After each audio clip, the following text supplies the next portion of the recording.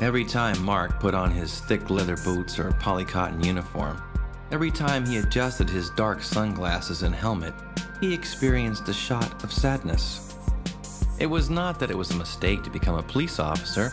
It was all that he could do, really, and he was good at it. But lately, his deeper yearning was overwhelming to him. Lately, when he saw his size 13 feet and 6 foot 3 inch, 240-pound frame, it almost made him weep. Lifting weights and working out was a means of acceptance. He was an officer of the law. He had to maintain his physical strength. It was his duty. His secret, piercing his heart each time he saw his reflection, keeping him captive ever since he saw his father's Super 8 films after the funeral. Mark's father was a man's man, a photojournalist from World War II through Vietnam. He was wild and untamed, lawless. After the funeral, Mark went into his father's workroom.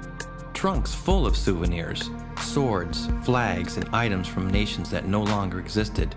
Pictures of strangers, 8x10s of sorrow, grief, and death. All these images belonged to him now.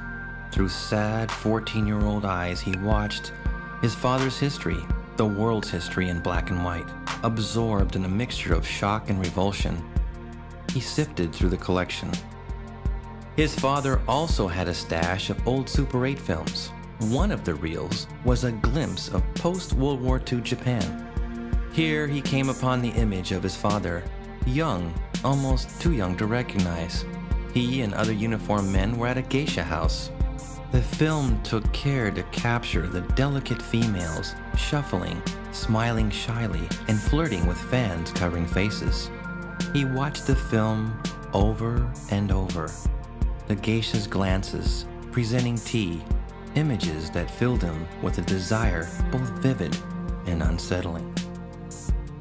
As an adult, he painfully watched his own frame sprout to 6 feet, his blonde hair and blue eyes betraying an uncontrollable urge. He slipped black leather gloves each day over large-knuckled hands, and he mounted his Harley, setting to the task of his profession. Lonely drives down California highways, sunlight filtering on dark sunglasses, hiding his Anglo features. Silence, his companion. In his daily duty, he would stop a sports car or sports utility vehicle.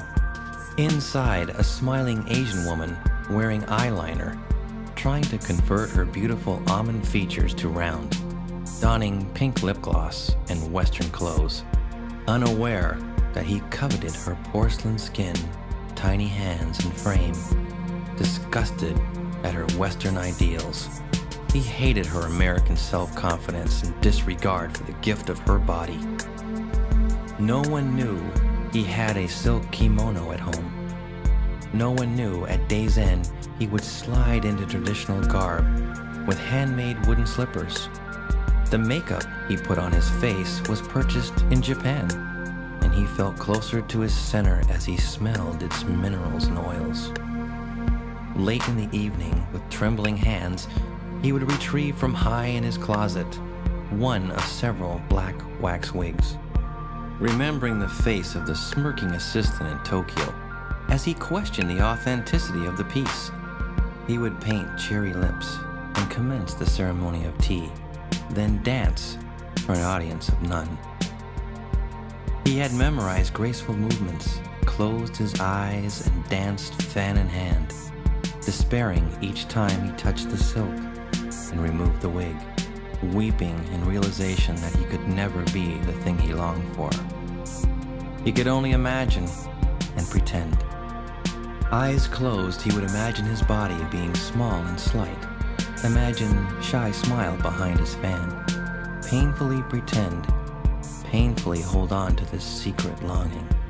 Imagining, but knowing this could never be. And in the morning, he would ready himself to another costume.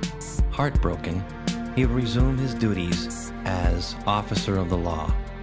He was a big man, not a shuffling adored female. No operation could change things. Nothing could reduce his size, change his skin, hide his features. He knew in reality that he was an officer of the law, assigned to this reality, and he had to accept it. Desire and longing meant nothing to the universe. The law of nature kept him captive in a prison of his own yearning the rest of his life.